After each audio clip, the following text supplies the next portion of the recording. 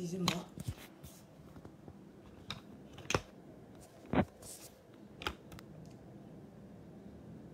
On me dit de faire une autre rotation. J'espère que c'est ça. Hein. Je vérifie voir. Tu viens un mois sans faire de live et on te crée tous les problèmes du monde pour pouvoir te connecter. Ça, je n'ai rien compris. Je reviens sur les thèmes parce que le thème, l'un des thèmes aujourd'hui, on me fait tous les bobos là-dessus, tous les problèmes.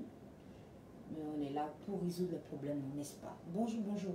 Je vous mets Geneviève Pro en ce jour du 31 mars de la fête pascale. Je marche avec assurance avec le Christ. Oh. C'est génial. Ce portable ne passe pas ici.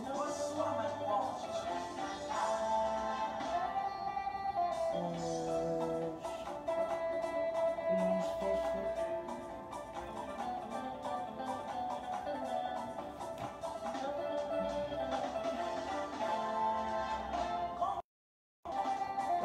C'est parfait, je complète, je vais partir.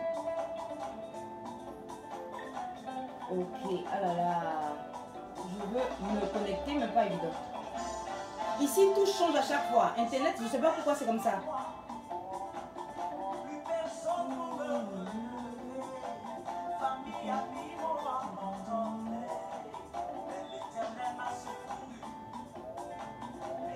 Un mois plus tard, il change tout. Je ne sais pas pourquoi.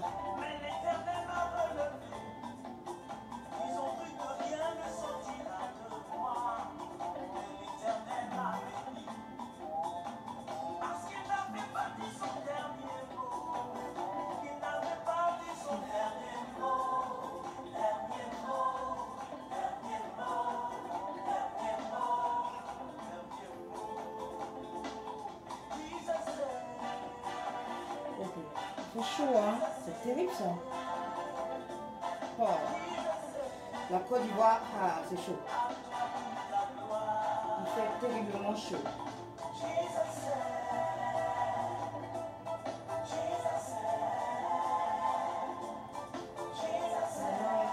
Je vais relayer dans mon groupe Stop aux vidéos de nudité des femmes noires africaines. C'est très important. Je marche.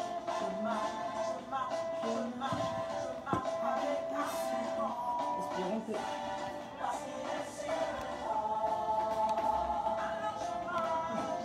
En ce moment, tout est en envers là. C'est pas facile.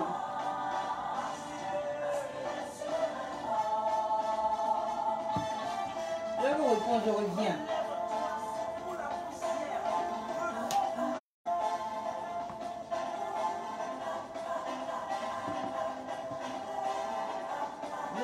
Vous.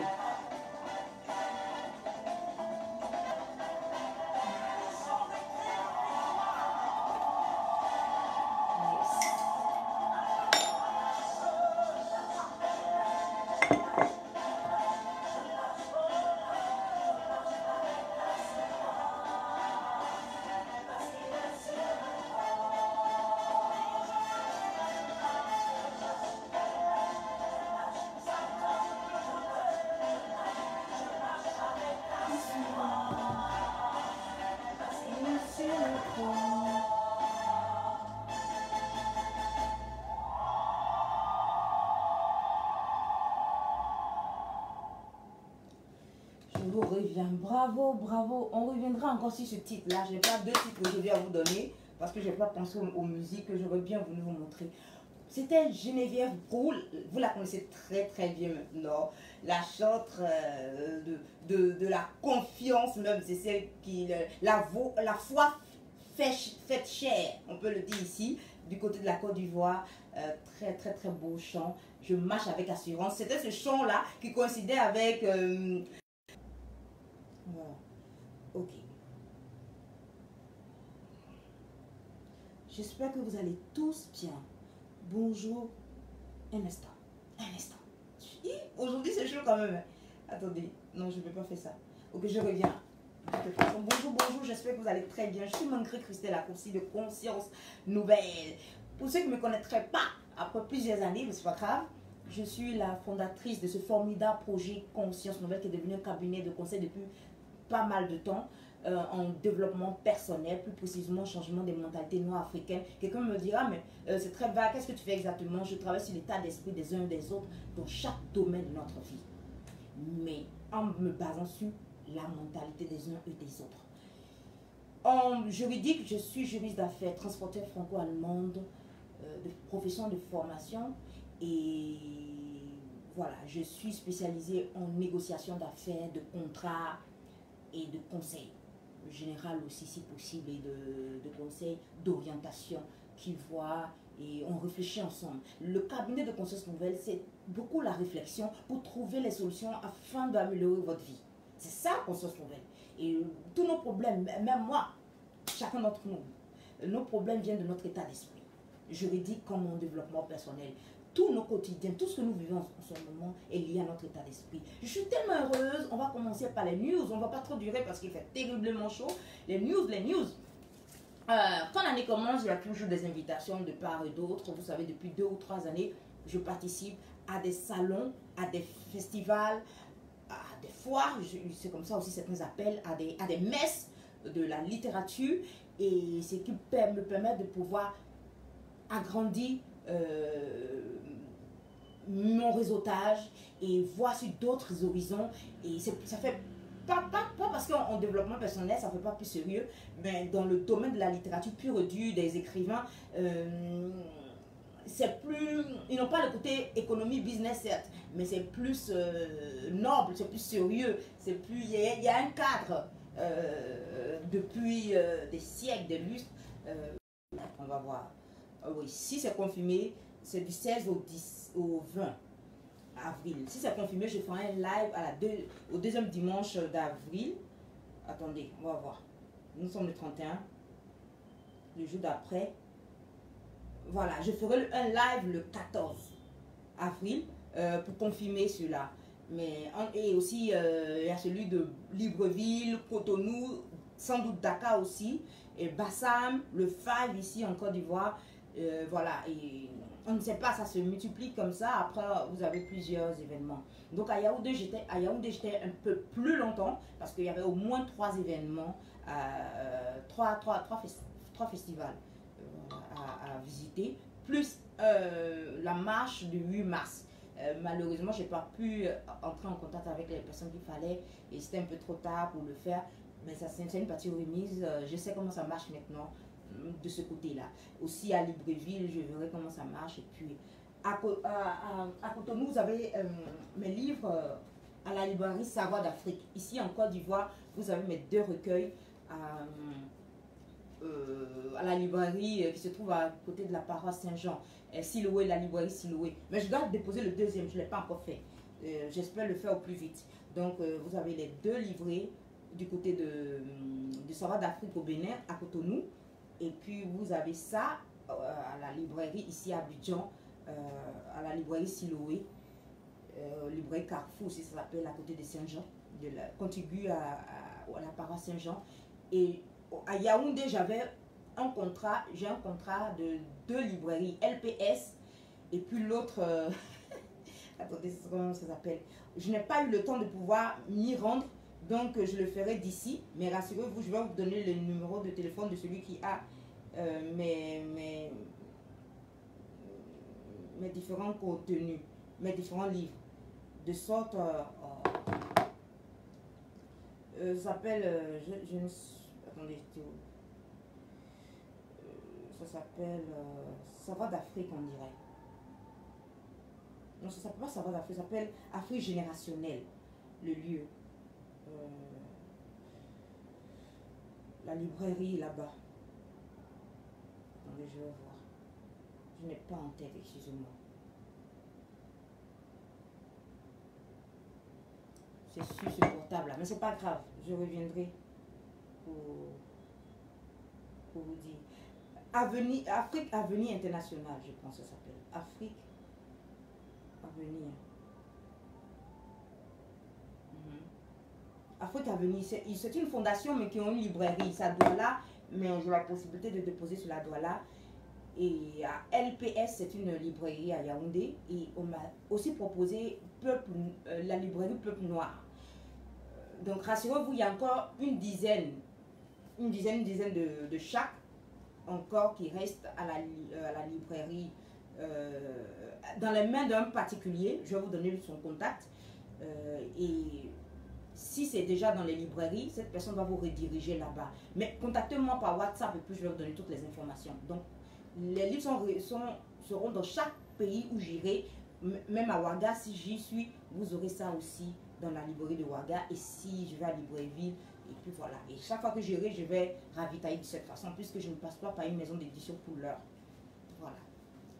Je crois que c'est bon hein, pour les informations sur le livre. Le recueil est très important. On espère que le tout premier livre va sortir sur le dictionnaire et puis sur le rêve d'ici la fin de l'année. Et puis voilà, je m'y mets pour être rapide. Et puis l'année prochaine, en juin, vous aurez le RP3. Et quand vous aurez le RP3, vous aurez la trilogie dans un box à chaque fois. Donc chaque 3, vous aurez de cette façon. Donc après, on reprend encore. Voilà. Là, une autre nouvelle. J'ai été pour la deuxième fois primée à Yaoundé, après Cotonou. Voilà mon second prix. Voilà. Ceux qui me suivent sur d'autres plateformes ou sur mes stories, mes statuts, verront ça. Donc ça, c'est mon second prix. Vous connaissez déjà le tout premier prix à Cotonou. Je suis un peu à Cotonou, voilà. Le prix de la promotrice littéraire africaine. Et ça, c'est dans le même genre, hein, le prix de l'ami du livre. Voilà. Pour là, je ne suis pas encore primée pour mes œuvres parce que je n'ai jamais mis en concours. Mais voilà, ça vient pas à pas. Donc, c'est mon deuxième. Donc, il y a un S maintenant à mes prix. Donc, voilà, tout ça, c'est grâce à vous, c'est grâce à mes parents, c'est grâce à Dieu aujourd'hui, Jésus qui est ressuscité, qui vit en moi. Moi, je m'appelle Christelle, Christ est en elle, donc je ne peux pas faire autre chose que d'être ce que je dois être. Donc, voilà, Christ qui se manifeste en moi, il n'a pas le choix, non. Est-ce que j'ai le choix aussi? Donc, merci à vous. Et continuez à me soutenir comme vous pouvez. Ce n'est pas de faire du bling, bling, bling, mais il est important que le message passe partout et que je sois très efficace. Et mon but, c'est ça. Je dis à Christ, si je ne veux pas être une superstar, mais je veux que mon message soit la superstar. Et un jour, je sais que j'irai sur mon tombeau, il sera mis mon nom Christelle de Conscience Nouvelle. Je peux parler facilement de mon tombeau parce que je sais que Christ est ressuscité en ce jour du 31 mars. C'est le dernier jour de mars. Et vous savez que mars, je n'ai pas eu le temps de faire à Yaoundé, au Cameroun, un festival, un live. Voilà, je n'ai fait que des festivals. C'est très bien passé. Donc, je profite en ce jour pour faire le live du 8 mars. J'ai promis de ne pas trop parler quand j'étais à Yaoundé. Ils m'ont dit, vaut mieux se célébrer d'abord et après on parlera. J'ai promis cela. Donc, ça sera le remake des conférences que j'aurais dû faire, la prise de parole que j'aurais dû faire. Ça se fera sans doute au Silo, c'est-à-dire au Salon du Livre International Féminin de Ouagadougou. Entre femmes, ça sera chaud, non? Donc je reviendrai là-dessus sur le festival de Ouaga. Si c'est confirmé, hein, si c'est confirmé, l'invitation est confirmée, tout est réservé, je viens. Moi, je prends mes valises et puis je pars. Depuis l'âge de 20 ans, j'ai mes valises sur mon dos, j'ai mes bagages sur mon dos. Donc je n'ai pas peur. Donc faites tout. Si vous me donnez tout, la sécurité, l'assurance, tout ce qu'il y a, bon, je prends mes bagages, je viens.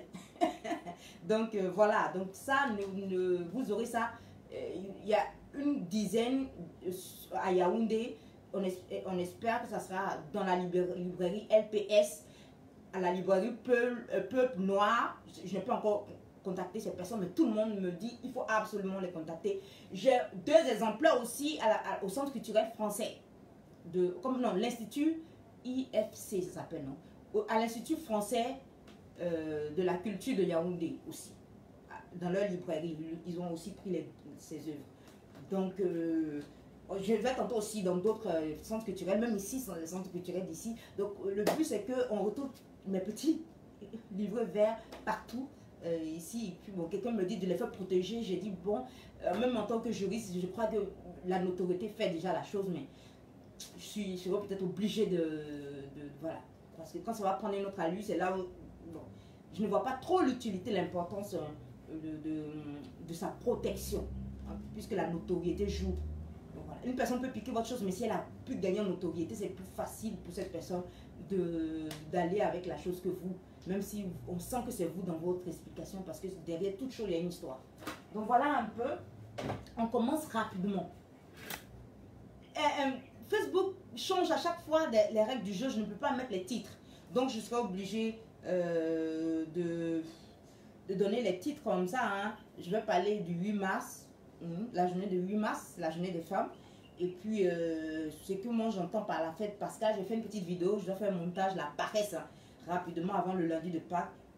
Pour ceux qui sont sur Twitter,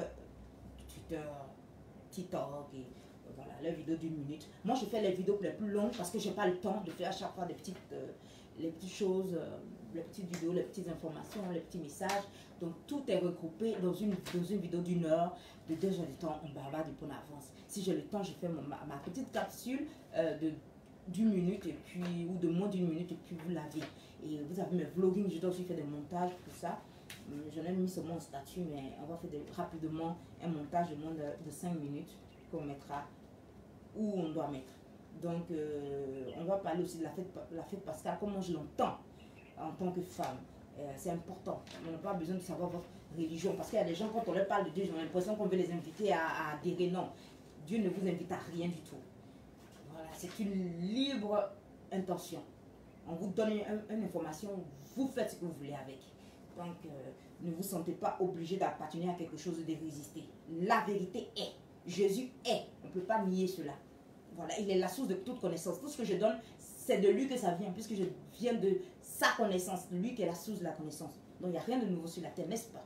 Maintenant, vous découvrez. Lui, il a découvert dès le début, avant même de constituer le monde. Donc, voilà, il n'y a pas de débat à la matière. Je ne suis pas venu pour faire des discussions inutiles. Il y a d'autres qui écrivent maintenant, là, je vais leur répondre, mais en répondant par là. Là, on fait d'une pierre deux coups. Donc, voilà, le 8 mars. Vous savez, le 8 mars, et ça je le dis à beaucoup de femmes, à beaucoup de personnes, le 8 mars ne doit pas se vivre en Afrique comme on vit dans d'autres pays. C'est vrai qu'il y a une histoire au 8 mars. Le combat des femmes,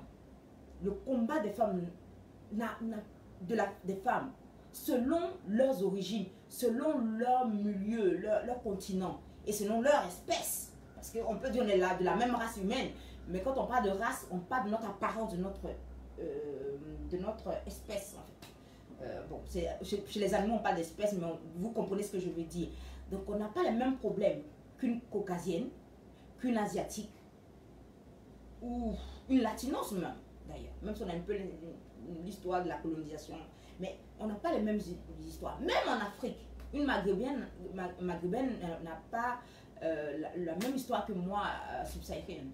Donc, on n'a pas les mêmes histoires.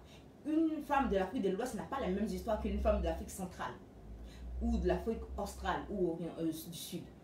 On n'a pas les mêmes réalités. Même si le subsaharien, on peut uniformaliser, voilà, on peut faire une uniformalisation de nos combats, mais ça reste quelque chose de très territorial, regroupé, avec certaines nuances. Donc quand on parle du combat de la femme noire, me disait une dame française d'origine camerounaise, qu'il y a beaucoup de mimétisme, même dans la littérature. Vous voyez des gens écrire, je ne vais pas indexer ces personnes, mais ils disent que on a eu un très bon échange, un très bel échange au deuxième événement à Yaoundé, où les Tchadiens, l'un d'entre eux qui s'appelle Sagesse, c'est tout de là quoi, disait comme cela que il ne comprend pas pourquoi les gens ne veulent pas lire, et en creusant la chose, on se rend compte que les gens, on n'est pas connecté avec ce que l'Africain entend par littérature. Et comme j'ai toujours coutume de dire, on n'aime pas, ce n'est pas parce qu'on n'aime pas lire, mais qu'est-ce qu'on lit en fait. Donc il faut se réapproprier un genre d'écriture. C'est pour cela moi j'aime mon genre littéraire. Même si c'est du développement personnel, tu sens que c'est pour des Africains. Et que les autres sont appelés, invités à savoir. par curiosité. Comme nous aussi, on était curieux de savoir c'était quoi Louis XIV, toute la royauté voilà, qui a dominé le monde. Et on pense que c'est en Afrique seulement que la civilisation occidentale a dominé. Non. Moi, j'écoutais un jour Poutine qui disait, parler le français dans la cour du roi du Tsar, c'était russe, c'était quelque chose de noble. Donc, c'était être noble. Ils avaient su vendre leur culture, leur civilisation. Et qui est en train d'aller à la dérive parce qu'il n'y a plus Dieu là-dedans. Voilà la vérité. Donc, je disais à quelqu'un tout à l'heure, c'est la chute de la domination européenne. Pas parce que l'Africain est en train de se libérer, mais ça a commencé avec leur négation du Christ. Voilà d'où vient leur malheur. C'est parce qu'ils acceptaient Christ, ils ont propagé le Christ qu'ils ont, comme si Dieu leur avait donné ce pouvoir-là de dominer, pas de dominer, mais de régner, de prier parmi tant d'autres. Et maintenant qu'ils ont renié cela, que les autres sont réappropriés cela, ils voient maintenant la décadence. Et en ce moment, on voit une certaine forme de soif spirituelle, parce que nier la spiritualité, nier l'existence de Jésus lui-même, c'est se tuer soi-même. C'est un peu comme disait quelqu'un, quelqu'un disait on ne voit pas l'âme.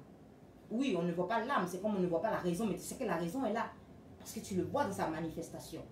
C'est pas toi qui t'es créé, tu ne t'es pas voulu naître. Tu n'as pas choisi de naître. Tu es là. Pas un acte d'amour, certes de tes parents, mais le simple acte d'amour de tes parents ne peut pas donner un enfant. Il faut une volonté suprême. Donc du coup, comprendre Dieu, c'est notre sagesse. Donc du coup, la femme noire a un autre combat que la femme européenne. C'est vrai qu'au départ, c'est le même combat. Il y a un mépris de la femme qui a perdu sa place dans la société. Elle essaie de reprendre sa place.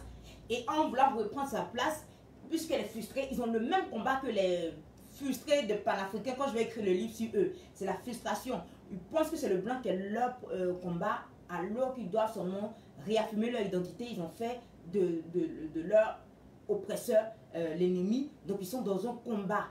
Donc, ils commencent à haïr leur oppresseur, donc ils commencent à rentrer dans la même démarche que leur oppresseur. C'est pareil avec les femmes féministes, surtout européennes, qui en voulant regagner ce qu'elles avaient perdu depuis le jardin d'Éden, on va revenir avec la fête pascale, elles ont commencé tout doucement à voir l'homme, pas comme un compagnon avec qui il faut marcher côte à côte, mais elles voient comme une personne qu'il faut combattre. Elle le voit comme un ennemi. Et l'ennemi qui est toujours dans cette guerre est content de voir cette situation. C'est s'engouffrer, c'est une femme lesbienne qui avait une rien à voir avec ce que les Africains appellent féministes. Voilà. Et dans ce combat-là, elles ont inversé avec beaucoup de lois les rôles. Et pire, commencer à nier l'existence de l'homme comme père. Donc, il y a eu maintenant l'absence de père. Et ce qui fait qu'on a commencé à vivre dans une société où les droits, au lieu de protéger la femme, donnent des libertés qui ressemblent à de libertinage. Donc, tu fais ce que tu veux avec ton corps. Ton corps, ta sexualité, c'est pour toi. L'avortement, tu fais ce que tu veux avec ton corps. Sans le savoir, toutes les lois qui croyaient la libérer l'enchaînent dans un autre tourbillon. On a maintenant des sociétés monoparentales. On a des sociétés où le père n'existe plus, la négation du père. Et on voit les conséquences sur des jeunes hommes qui ont vécu sans le père. On voit, vous voyez des hommes qui sont forts. Et maintenant, vous voyez de plus en plus des hommes qui sont à qui on est en train de retirer leur masculinité. Pas seulement à travers la femme, mais à travers d'autres hommes qui ont des penchants pour des hommes. On ne va pas citer des noms, mais ça fait peur. On voit un seul nom d'un grand chanteur, ou de 2-3 grands chanteurs, mais combien d'un violeur en série, ou d'un pervers narcissique, combien de jeunes hommes il a violé. Et ces hommes qui ont déjà eu cette sexualité hybride désordonnée, même si ça a été fait par viol, même s'ils n'ont pas voulu, le désir est resté. C'est comme si on avait sémé quelque chose. C'est un peu comme avec la pornographie, à force de faire des partous, on vous apprend l'infidélité et la partouze. Et à travers les partous, qu'est-ce qui se passe? Il y a trois possibilités, qui sont là, qui sont données à faire. Et on se rend compte qu'on a des sociétés où beaucoup d'hommes sont bisexuels. Voilà la description de la société. Encore par la femme. Encore, c'est le fruit. Quand on parle du fruit défendu, les gens voient, oui, il y a un fruit physique.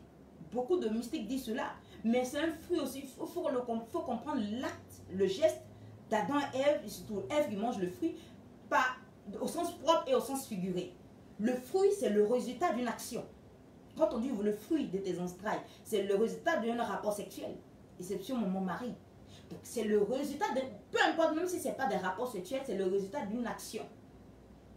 Voilà, mon mari, c'est le Saint-Esprit qui vient la couvrir de son ombre. Et c'est un mot qu'on utilise même dans la tradition juive pour dire que l'homme vient sur la femme pour avoir les premiers rapports sexuels. Donc il y a une intimité quelque part, même si elle n'est pas sexuelle, puisque ceux qui n'ont pas de corps, les êtres spirituels n'ont plus de sexualité. Donc c'est pour cela le mariage, le sexe, c'est pour la terre. Et Jésus était clair là-dessus. C'est là tu sais que tout est vrai. Sinon, voilà, quand on a eu 1000 hommes sur cette terre-là, qui on aura au ciel? Donc, non, au ciel on est comme des anges. Et les anges, tout ce qui est être spirituel n'a plus de rapport sexuel. Donc voilà un peu ce qui fait que on a des sociétés hybrides. Et dans cette bonne démarche, disait quelqu'un, oui, le diable vient, quand je vais écrire sur le diable avance masqué.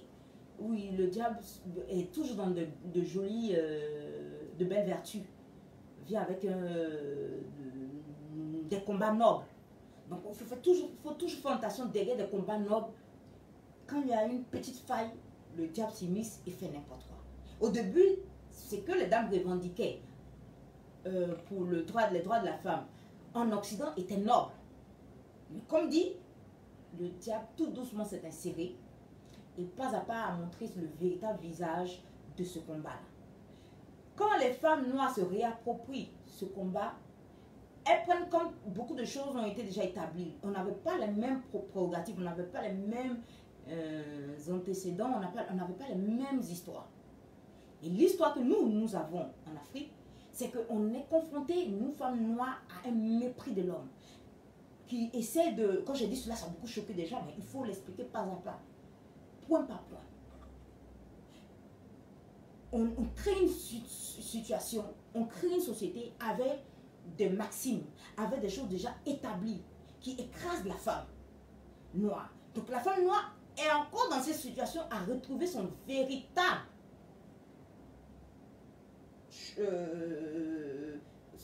visage, sa véritable place dans la société. Un peu comme celle de l'Occident.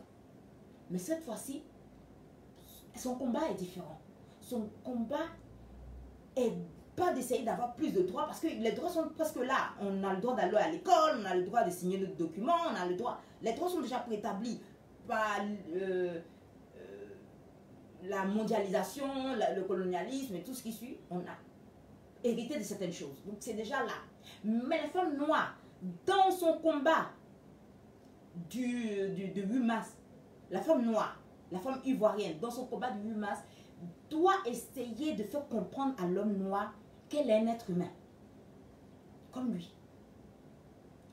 J'écoutais hier à la veillée pascale, à la vigile pascale, les vœux pour le mariage. Les gens n'écoutent pas. Les gens voient, ah, bravo, on va mettre la bague. Ils vont aller coucher ensemble, c'est très chic. Non, mais on ne voit pas ce que le prêtre dit. Et ce que les deux mariés promettent devant Dieu. À l'autel AUTEL, devant Dieu.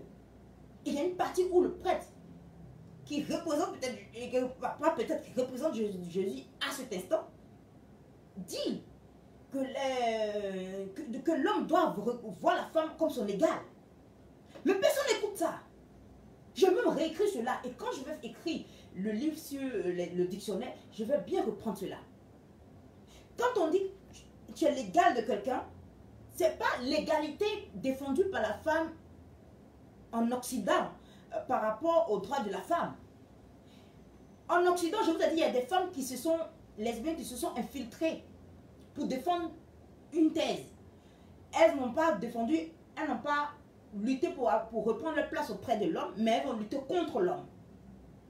Donc elles ont commencé à voir l'homme comme leur concurrent. L'homme peut rouler un caterpillar, moi aussi je peux rouler un caterpillar.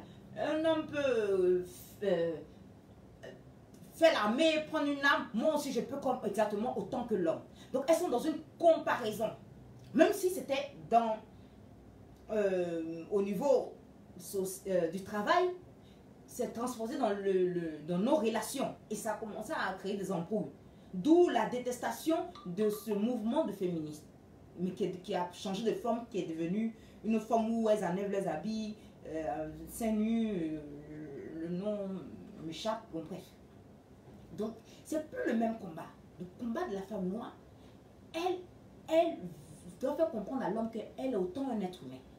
Parce qu'on donne des explications à des femmes noires qui sont psychologiquement pas acceptables dans la société. On donne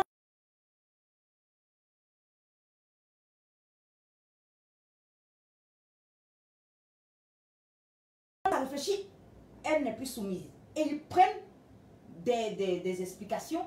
Quand je vais écrire sur le dictionnaire là, ils prennent des explications. Oui, une femme qui commence à contester une chose qui n'est pas normale, qui n'est pas dans le droit de la normale, qui n'est pas normale, elle n'est pas une femme sage, elle n'est pas en train de bâtir sa maison, elle est en train de lutter contre un homme. Et il y a une dame même qui ose le dire à la télé. Oui, moi je ne suis pas l'égal de l'homme. L'homme est supérieur à moi. Non, Dieu n'a pas créé un être supérieur à l'autre. C'est ce que les suprémacistes sont en train de faire sur les Noirs. Et quand les Noirs veulent se libérer, trouver leur identité, ont commencé à lutter contre les Blancs. Tout ce qui est blanc est détesté. Voilà. Jésus est noir. Quand il a existé dans leur esprit, demain il existe, après demain il n'existe pas, mais quand il existe, il est noir. Donc la réappropriation de l'histoire, de tout se réapproprier. Et ce n'est plus un combat noble, c'est devenu un combat de frustration. Et pareil, comme les féministes, quand elles ont commencé à faire leur combat, elles ont commencé à faire contre l'homme. Non, moi je suis autant comme l'homme. Non, j'ai les mêmes sentiments que l'homme. Elles ont commencé à nier leur différence. Le diable est malin. Il vous explique le côté noble, la noblesse dans ce que vous êtes en train de faire comme acte. Et après, il reprend cela. Et après, le tableau devant vous, c'est un désastre. Pareil avec en ce moment. Les femmes noires ont commencé à lutter tout doucement pour faire comprendre aux hommes qu'elles ne veulent pas de leur place. Elles ne veulent pas être l'homme. L'homme ne peut pas être la femme ne peut pas être l'homme. Mais il faut la considérer comme un être humain. De la même façon que tu détestes l'infidélité, la femme noire aussi déteste l'infidélité. Ils ont commencé, moi je me souviens, je suis allée un jour quelque part, je parlais. On m'a dit non, les femmes sont idéalistes. C'est-à-dire, on a tellement fait un lavage de cerveau à la femme noire, que la femme noire ne sait même plus qu'est-ce qu'elle doit revendiquer, qu'est-ce qui est normal, qu'est-ce qui n'est pas normal. On lui fait accepter tout. Vous savez, nous les hommes noirs, un homme noir n'est pas fidèle. Un homme noir, il est polygame, tous les hommes sont polygames. Et on fait croire à tout. On essaie, les hommes, au lieu de chercher à travailler sur eux, exercent leur domination en insérant dans le cerveau de chaque femme noire des mensonges. J'étais choquée comme ça d'entendre même des personnes qui sont intellectuelles, hein, qui te parlent, qui t'écrivent un français impeccable et tout. Voilà, on va un peu brouiller les pistes. Et qu'il y a plus d'hommes que de femmes. Mais c'est un mensonge. Ce sont des phrases, ce sont des maximes. Un lavage de cerveau fait à la femme pour accepter une condition qu'aucun être humain, même les animaux, n'acceptent pas. Oui, s'il y a plus de femmes que d'hommes, donc toi, femme noire, tu dois accepter, même qu'un homme marié vienne vers toi pour te rendre service, parce que sinon tu ne vas pas trouver de mari, donc il faut que tu acceptes cette situation de seconde zone. de maîtresse, de prostituée de luxe. Et beaucoup de femmes ont commencé à accepter cela. Si tu trouves, en attendant, si tu trouves un homme, tant mieux. Donc, des hommes qui n'ont pas appris à maîtriser leur libido commencent à trouver des phrases toutes faites sans base scientifique insérées dans la société. Donner cela à des femmes, à des mères qui inculquent cela à leurs filles et petit cela. Du moment, l'homme n'a pas besoin de faire un travail sur lui-même. Lui, il a toujours raison. Lui, tout ce qu'il fait est justifié. Mais tout ce que la femme noire fait n'est pas justifié. C'est pas normal. Sinon, on lui met comme un genre d'épée de Damoclès sur la tête. Attention, si tu commences à discuter, on dira que tu es une femme insoumise, tu es une femme irrespectueuse et on ne veut pas épouser une femme irrespectueuse. Et si tu n'as pas de mari, tu es mal vu dans la société, tu es banni. Et, vous voyez, on commence à faire du matraquage. D'abord, on essaie de fausses informations. On fait un lavage de cerveau et on fait du chantage émotionnel à la femme noire. Donc la femme noire a tellement de difficultés qu'elle doit lutter contre ça. La femme noire n'a pas l'autre, elle n'a pas de obligée à accepter tout et n'importe quoi d'un homme. Moi j'ai dit à ces hommes-là, d'où vous sortez là qu'il y a plus d'hommes que de femmes? Ah oui, ils n'ont aucune donnée scientifique. La vérité dans cette histoire qu'il y a plus d'hommes que de femmes, c'est parce que il y a plus de veuves que de veufs. Les hommes meurent plus tôt que les femmes. Du coup, si on compte les veuves, il y a plus effectivement d'hommes que de femmes. En plus, ajouté à le problème d'immigration, tous ceux qui meurent dans la mer, dans la lagune, créent un problème démographique. Il y a plus d'hommes qui naissent que des femmes. Prenons sur la base religieuse. On dit il est dit dans la Bible que la femme, dans tous les livres saints, la plupart, la femme est tirée de l'homme. Donc en l'homme, il y a la femme. Donc si un homme naît, il y a autant de femmes. Donc si on tire de l'homme, la femme de l'homme, donc il y a autant de femmes que d'hommes. Et il peut même avoir plus d'hommes que de femmes parce qu'on peut avoir un homme, mais difficile de tirer sa cote. Donc, lui n'a pas de cote. C'est étrange, c'est comme ça. Et j'avais même aussi donné un point, ça m'échappe de cette histoire qu'il y a plus d'hommes que de femmes. Le point le plus culminant, est-ce que Dieu est un Dieu d'ordre ou un Dieu de désordre? Si Dieu est la marque de Dieu, l'une des qualités de Dieu, c'est un Dieu d'ordre, de hiérarchie, c'est pour cela l'homme est chef de la famille. Pas parce qu'il est né plus intelligent, meilleur en importance, dominant, voilà, non. C'est parce que Dieu aime l'ordre. Il y a une tête, il y a des épaules, il y a deux bras, il y a deux jambes. Tout ça là participe à l'harmonisation de l'être humain qui reste un seul. Tout ça participe, il y a la tête et tous les autres membres, la femme et les enfants ne font qu'une famille. Dans une famille, il faut que je dise aussi aux uns aux autres. Quand on parle de famille, les gens pensent que ils ne savent pas ce que ça veut dire. On a oublié la notion de famille. C'est pour cela que je vais écrire sur le dictionnaire avec mon vieux dictionnaire de l'enfance. Quand on parle de famille, on parle de papa, maman et les enfants. Tant qu'il n'y a pas d'enfants, il n'y a que couple. Donc, vous voyez une famille, mais il y a plusieurs dedans. Donc on va en union. Donc Dieu ne veut pas, si c'est un Dieu d'ordre, ce Dieu-là ne va pas créer un désordre en créant au plus de femmes que d'hommes. C'est une simple logique spirituelle, religieuse. Quand tu as cette connaissance, tu ne t'adonnes pas aux mensonges d'hommes qui ont du mal à contrôler leur libido et aller détruire ta vie avec des hommes mariés et détruire des familles. Si tu es créé, c'est parce qu'il y a quelqu'un quelque part pour toi. Aussi difficile que la chose soit. Et il y a plein de mensonges et de maximes et de demi-vérités qu'on distille à la femme pour un matraquage et pour un chantage émotionnel, une culpabilité de sorte qu'elle puisse accepter tout et n'importe quoi. Alors que ce n'est pas vrai.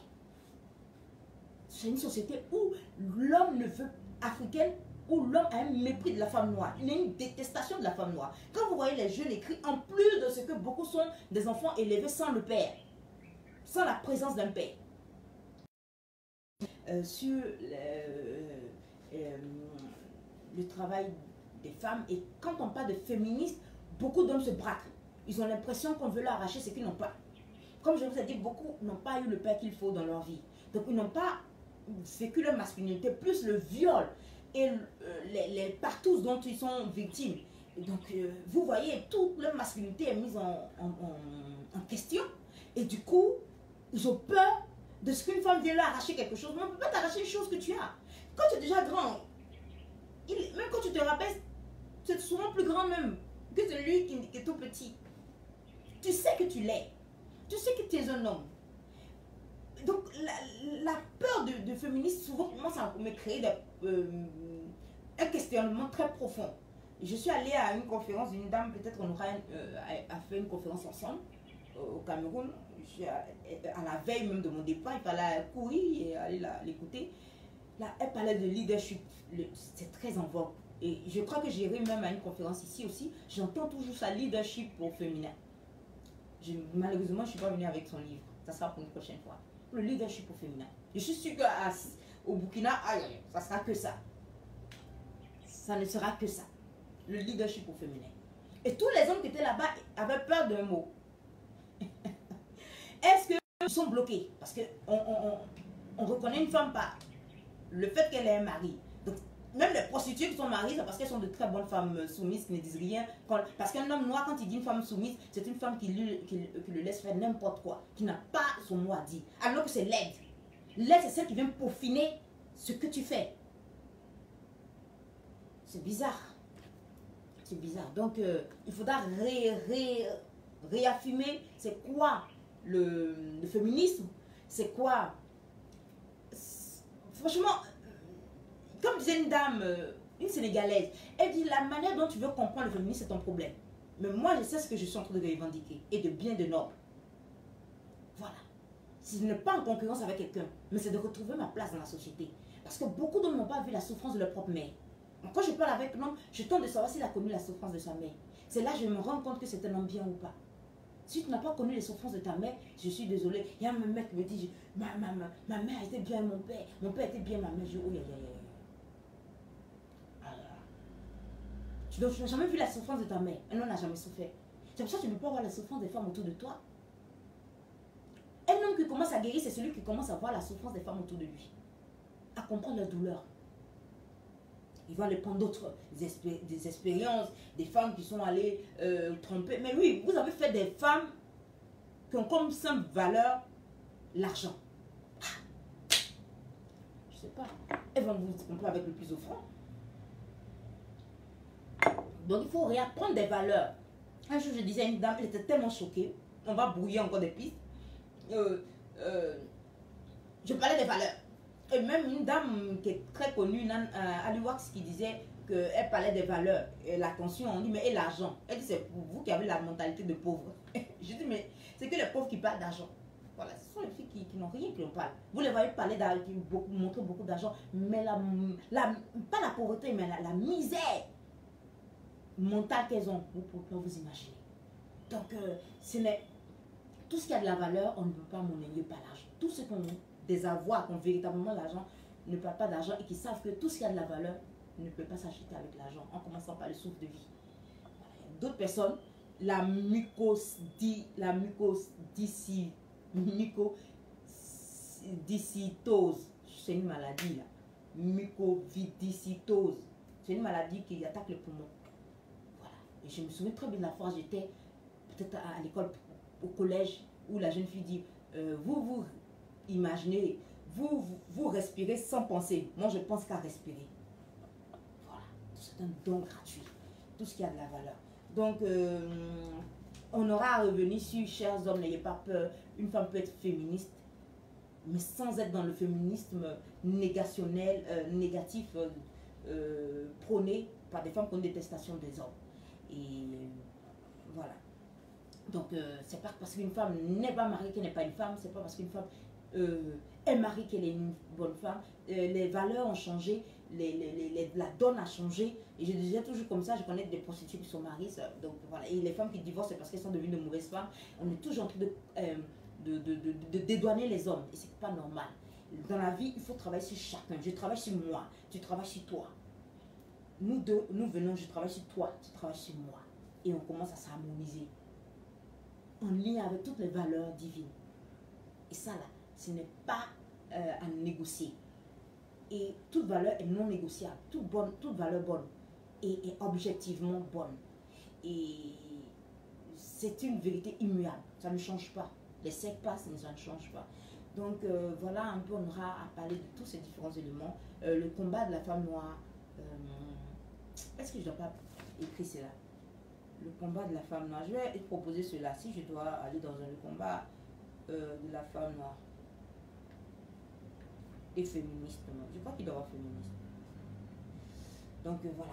Quand j'écrirai mon livre, vous allez le lire. Donc voilà, je vais parler rapidement de la fête pascale. Moi, quand on parle du 8 mars, moi, mon 8 mars, c'est le jour de la fête pascale. Dans le sens propre et étymologique même du 8 mars, de la libération des droits de la femme, de la libération de la femme, dans le sens qu'elle n'est plus esclave. Dans la Pâque, c'est la libération. C'est Jésus qui vient nous libérer du péché. Mais lorsque la résurrection de Jésus, il n'y a plus de débat. Il y a des gens qui sont en train de faire des débats sur Internet. Maintenant, je sens leur montrer les différents arguments. Voilà. Le linceul de Turin est bel et bien le linge qui a enveloppé Jésus. Il n'y a plus de débat en la matière. L'histoire des carbone 14 sont dépassées. L'histoire de l'hémoglobine rouge, voilà. Comment ça s'appelle? Il y a une substance quand on est en forte tension, qu'on est en train de mourir, le sang ne change pas. Voilà. C'était le point le plus culminant. C'est même pas le carbone 14. C'est ce que je suis en train de leur dire. Ils sont sur Internet un peu désarçonnés. Mais moi, je travaille longtemps sur ce message-là. Excusez-moi, je n'ai pas de bout d'oreille aujourd'hui parce que je les ai oubliés. Voilà. C'est pas pour faire pour la place de l'homme. N'importe quoi. Donc, voilà un peu. Et le leçon de Turin, maintenant, est plus que indéniable. On ne peut plus nier l'existence de Jésus, mieux sa résurrection, qui s'est fait en 3D. Rassure-toi, un linge qui a des reliefs et qui sont en 3D et qui est en négatif au moment où il n'y avait même pas la découverte de la photographie pour dire de la 3-dimensionnalité, cette technologie, c'est qu'il n'y a que Dieu. Parce que Jésus est Dieu, est la connaissance de Dieu Père. Le Père est la toute puissance. Jésus, la connaissance, le logos, le verbe, comme dit Jean. Au commencement n'était pas la parole, ça c'est la traduction protestante. Le commencement était le logos, le verbe, c'est-à-dire la connaissance que la toute puissance a de lui-même, qui est appelé Dieu. Et cette connaissance est appelée fils parce que ce qui découle de moi, ceux-là, ce sont mes bébés. Ça découle de moi. Et ça a toujours été en moi depuis le commencement, depuis que je suis chrétienne. Et ça a toujours été dans la conscience de Dieu, dans la pensée de Dieu, parce que quand on est dans la pensée de Dieu. Donc voilà. Donc quand ça se détache de moi, c'est moi.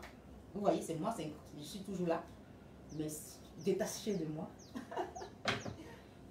Donc au commencement, c'était ça. Donc voilà. Donc là, Jésus est la toute puissance, c'est toute connaissance qui est la source de toute connaissance. Donc si aujourd'hui vous découvrez quelque chose, la connaissance est Jésus. Donc si Jésus ressuscite pas en 3 dimensions et des milliers d'années plus tard on découvre la 3 dimensions, c'est lui qui est la source de cette connaissance scientifique.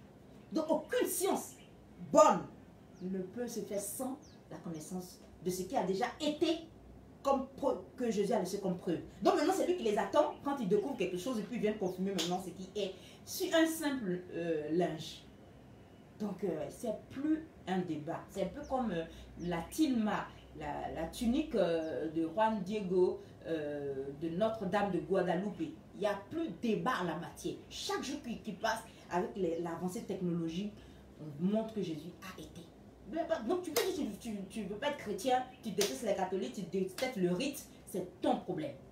Mais qui l'a été ne dépend pas de ta croyance. Il l'est, malgré que peu importe ta négation.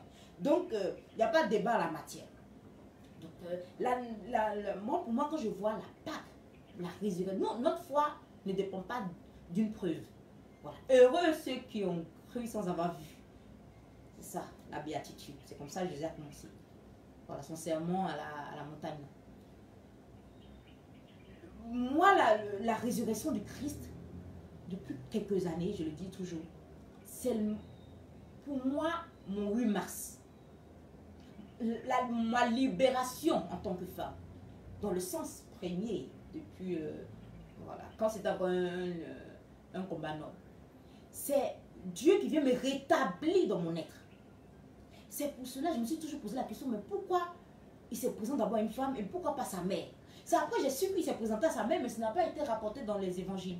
Si Paul n'avait pas dit que Pierre avait déjà vu Jésus avant les autres apôtres, les autres apôtres n'ont pas rapporté cela, mais ils ont dit cela à Paul, qui n'est pas un témoin oculaire, n'était pas un témoin direct. Lui et puis Luc. Luc a son témoignage de maman Marie et de Jean, qui a vécu à côté de Marie. L'évangile de Jean, c'est venu après l'Apocalypse et après les enseignements que maman Marie a eu à lui donner. Donc lui, son évangile est plus corsé, est plus détaillé, est plus clair. Donc, je me posais la question, mais pourquoi il ne s'est pas présenté à sa mère jusqu'à ce que je trouve d'autres sources et qui confirment que oui, il s'est présenté à d'autres personnes, mais ça n'a pas été rapporté. D'abord aux femmes avant de se présenter aux hommes. Et ça m'a réconforté. D'abord qu'il se présente à sa mère, c'est ce qui est le plus logique. Après sa mère, à Marie de Magdala et après aux autres femmes. Et puis maintenant, à Pierre, le chef de son église. Et puis aux autres apôtres et à d'autres. Parce qu'il avait le don, c'est lui la source, le don de c'est ça non? La bilocalisation. Être au même instant dans plusieurs endroits différents sans bouger. C'est un don que Jésus donne. Pas de pur avec ça. Donc, moi j'étais joyeuse. Et j'ai tout de suite compris pourquoi Jésus se montre d'abord aux femmes. Parce que la femme, c'est là on revient au combat de la femme noire. La femme noire a toujours été méprisée. La femme en général, parce que la kémite, elle est comme les Hotep là. La kémite, elle est comme la sémite. On a presque les mêmes histoires. Et la femme, avec l'origine, elle a mangé le fruit. Donc, elle a fait entrer le malheur dans le monde. Et sortie du jardin, c'est la même façon que une autre femme donne le fruit, mais qui nous sauve. Mais pas qui nous maudisse, mais qui nous sauve. Donc, l'importance de la femme. Si on veut parler d'importance, la femme est plus importante que l'homme. Mais Dieu a donné l'autorité à l'homme et l'amour à la femme. Comme l'Église et Jésus. Il n'y a pas un. Mais Jésus est là pour servir l'Église. Il faut comprendre tout ça. Et j'ai compris que Jésus est venu pour me libérer du péché. Comme les hommes aussi. Tout genre humain. Mais mieux moi la femme, de me libérer de la luxure. Parce que je suis exposée à toute tendance. En commençant dans le jardin d'Éden. La femme est celle à qui on dit ah, faut manger ça, elle mange, voilà le péché. Ah, tu sais, nous les hommes on aime ça, et elle fait. Ah, tu sais, nous les hommes on aime les femmes qui sont claires. On se met la peinture. Ah, nous les femmes, ah, mettons notre santé en danger. Ah, les hommes aiment les femmes qui ont les cheveux lisses. On va se lisser les cheveux. On a honte de porter nos propres cheveux. On met les perruques. Ah, les hommes aiment les femmes qui ont de jolis derrière. On va faire les BBL. On va se gonfler les seins parce qu'on veut plaire à l'homme au lieu de plaire à Dieu. Notre regard n'est plus porté vers Dieu mais vers l'homme. C'est une malédiction. Donc, à la résurrection, mon regard n'est plus porté vers l'homme. Donc, je ne suis plus sous malédiction quand Dieu ressuscite. Je ne suis plus esclave du péché. Je ne suis plus sous le regard des hommes qui exigent ce que je dois être. Il faut être maîtresse. Il faut être une fille qui couche pas ci. Il faut être une fille qui couche pas là. Oh, si tu me prouves pas que tu peux me faire un enfant, je ne peux pas t'épouser. Qui m'impose tout. Qui va à l'encontre de ce que Dieu m'impose. Et je fais ce que les hommes disent et non pas ce que Dieu dit. Donc je ne suis plus si idolâtrie avec le Christ. C'est le Christ qui me conduit vers mes frères et sœurs. Et qui me conduit vers mon homme. Qui me conduit vers le travail que je dois faire. Avec la libération du Christ, je ne suis plus sous malédiction, je suis sous bénédiction. Mon âme n'est plus une âme impure. Je suis une âme pure comme mon mari, qui a porté le véritable fruit, qui a donné à l'humanité. Donc comment je viens vous donner un message? C'est le message de la femme qui a mangé le fruit, pas défendu, mais le fruit qui sauve.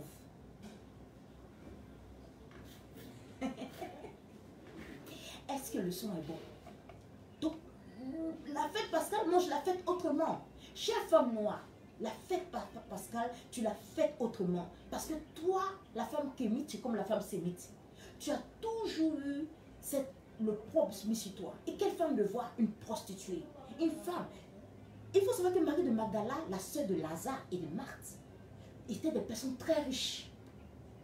Elle est tombée dans de mauvaises compagnies et elle a commencé à se prostituer et à sortir avec les hommes mariés et les hommes des Romains là, qui la prenaient comme espionne pour leur espionner. C'est une mystique qui a vu cela et qui raconte, Maria de Vatorta, les soldats romains voulaient piéger Jésus en la prenant pour aller le séduire. La manière dont il a délivré, il dit que c'est sa meilleure délivrance. Ça a toujours rendu les apôtres jaloux, juste par un regard d'amour. Elle a fui, elle est dans le désert. Mais elle a été livrée de 7 démons. C'est pas Seigneur. Ouais. Non, ça n'a pas été comme ça. Pour elle, c'est d'un simple regard. Jésus s'est élevé de toute son autorité, toute sa divinité dans son corps humain. Elle a fui. Et vous savez que 7, c'est la perfection. Donc la perfection démoniaque qu'elle était. Donc je ne suis plus rempli de mal, de la luxure. Vous voulez qu'on lise la luxure, non? On va lire, hein, parce que je vais écrire sur le dictionnaire, non? Donc, l'introduction. C'est de ça même que vient luxe. La luxure. On va lire luxure. Je ne voulais pas lire d'aujourd'hui, mais on va lire. Donc, voilà. Il y a beaucoup à dire. Il y a beaucoup à dire, oh là là. Je suis heureuse, je suis heureuse. J'ai tellement à vous dire. La luxure. Jurisprudence. Lutter, les. Lo, li.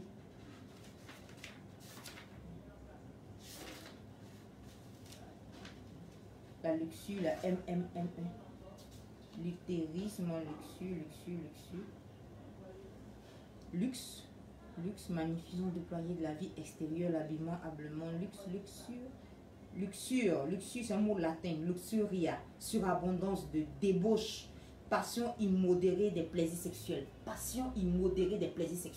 Vous voyez toutes les filles africaines, la femme noire, on a tellement fait le lavage de cerveau à la femme noire est limitée à son corps. La femme noire pense qu'elle n'a que son corps à offrir. Parce qu'on lui dit que si elle commence à réfléchir, les femmes qui réfléchissent trop ne vont pas avoir de mari. Parce que les hommes ne sont plus au niveau. Ce n'est plus de sa faute. On ne peut pas faire d'une valeur des contre-valeurs. C'est le monde en envers. Donc c'est ça. La luxure, on reprend encore, c'est la débauche, la passion immodérée des plaisirs sexuels. C'est mon dictionnaire d'enfant. Donc vous voyez maintenant, partout, on ne parle que de sexe pour la femme noire. La femme noire, quand elle a un thème, c'est que mariage, sexe, homme. Je vois une photo là, une vidéo là, une fille en plein, cheveux peut-être rasés en plein Paris, la Défense, non? À l'Arc de la Triomphe,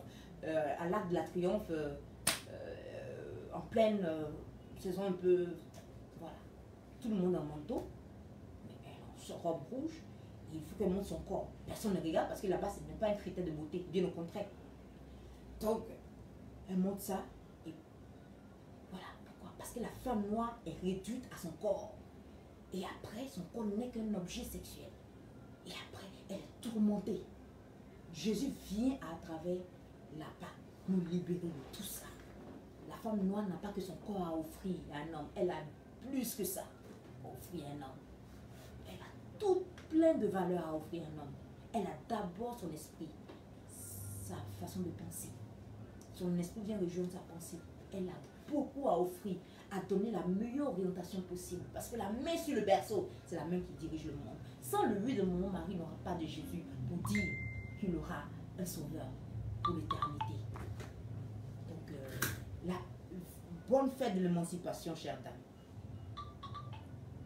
Ah.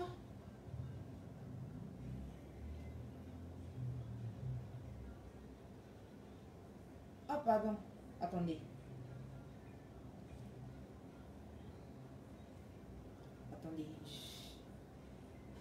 J'ai répondu à quelqu'un sans finir de répondre. Donc, voilà un peu ce que j'avais à dire. Donc, je vais vous mettre 2 secondes là. On se revoit en avril. Le premier trimestre de l'an est fini. C'était palpitant. Espérons que le second trimestre sera encore plus.